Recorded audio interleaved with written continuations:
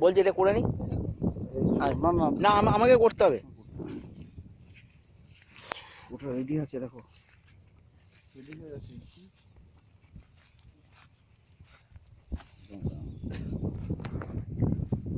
আচ্ছা দাঁড়াও। হ্যাঁ ঠিক আছে। গুড আফটারনুন দাদা। হ্যাঁ গুড আফটারনুন।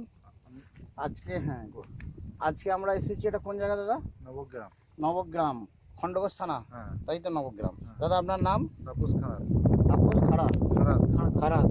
আচ্ছা তাপস দা, আপনাকে আমরা 15 দিন আগে একটা স্টিম রিচ আর বাই 99 দিয়ে গিয়েছিলাম আপনার এই ফুলকপি চারার জন্য। আপনি ইউজ করেছেন? ইউজ করে কী কী গুণাগুণ পেয়েছেন বলুন। এখন মানে চারাটা সতেজ আছে, ঠিক আছে, আর চার পোকার রোদটা কম আছে।